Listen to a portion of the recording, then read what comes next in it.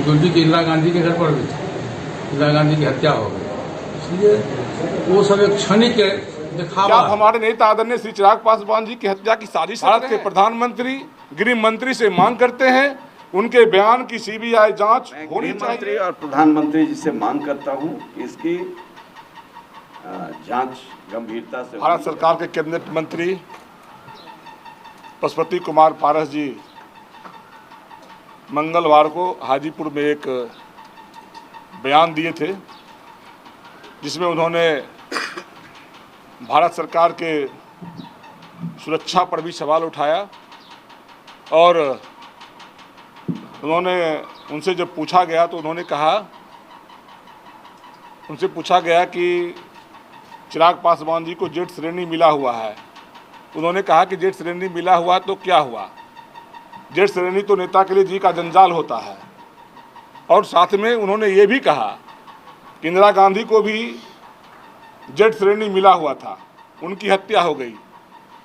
मैं कहना चाहता हूं, एक तो आपने भारत के रक्षा पर सवाल उठाया, जो जवान लगे हुए नेता के को प्रोटेक्ट कर रहे हैं, जो सुरक्षा दे रहे हैं, आप उसके सोर्स पर सवाल उठाया। दूसरा, हम लोगों को लगता है पूरी पार्टी इस बात से चिंतित है, क्या आप पूर्व प्रधानमंत्री इंदिरा गांधी की हत्या का हवाला देते हुए क्या आप हमारे नेता आदरणीय श्री चिराग पासवान जी की हत्या की साजिश रच रहे हैं? और इस तरह के बचकाना बयान बिल्कुल निंदनीय है। मैं देश के प्रधानमंत्री और देश के गृह मंत्री से आग्रह करना चाहता हूं कि भारत सरकार के कैबिनेट मंत्री होकर इस तरह का बयान दे रहे हैं एक माननीय सांसद, एक लीडर को, तो हम समझते हैं कि उनको बाहर करना चाहिए कैबिनेट से। हमारी ये मांग है और इस बयान का हम निंदा करते हैं और इस पर सीबीआई जांच होनी चाहिए। इन जो बयान दिए हैं सीबीआई जांच होनी चाहिए और कैबिनेट से उनको बाहर करना चाहिए। निश्चित रूप से पूर्व में से ही उनके सुरक्षा पर, हमारे नेता आदरणीय श्री चिराग पासवान जी की सुरक्षा पर राष्ट्रीय लोक जनशक्ति पार्टी के नेता और राष्ट्रीय अध्यक्ष उनके कैबिनेट मंत्री सवाल उठाते आ रहे हैं। हम लोगों के लिए चिंता का विषय है।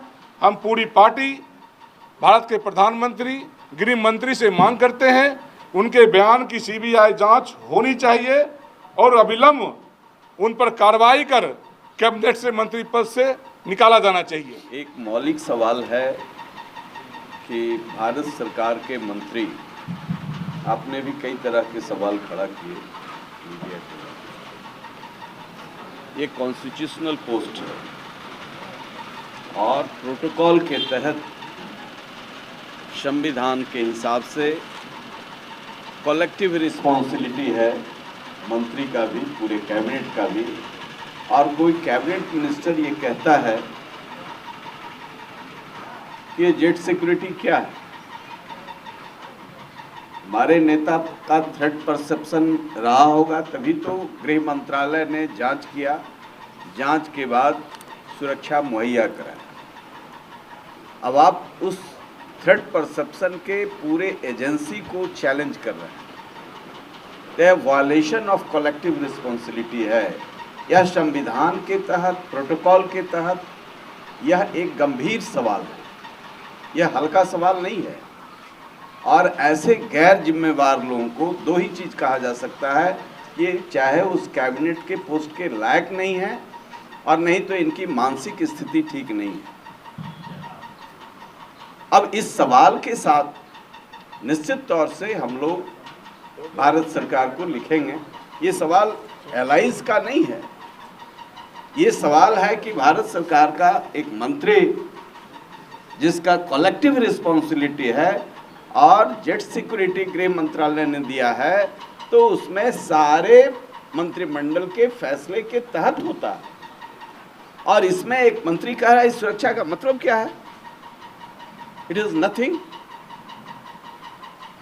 इसका मतलब कि आप जो संविधान के जो मौलिक तत्व हैं उसके खिलाफ आचरण कर रहे हैं और संविधान के आचरण के खिलाफ। ये मेरे लिए विषय नहीं है कि वो कैबिनेट में रहें कि नहीं रहें, लेकिन एक नागरिक की हैसियत से, एक पॉलिटिकल पार्टी की हैसियत से, एक संवैधानिक परंपरा के हिसाब से कोई ऐसा गैर जिम्मेवार व्यक्ति जो हमारे सेना पर, सुरक्षा बल पर, पारा फोर्स पर चैलेंज कर रहा हो और ये कह रहा हो कि ये सब रहते हुए भी कुछ हो जाता है,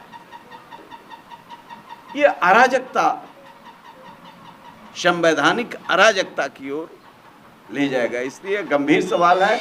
मैं गृह मंत्री और प्रधानमंत्री जी से मांग करता हूं कि इसकी जांच गंभीरता से होनी चाहिए और किस परिस्थिति में इन्होंने, आप उतावलापन में हैं ठीक है, लेकिन एक संवैधानिक पद पर आप बैठे हुए हैं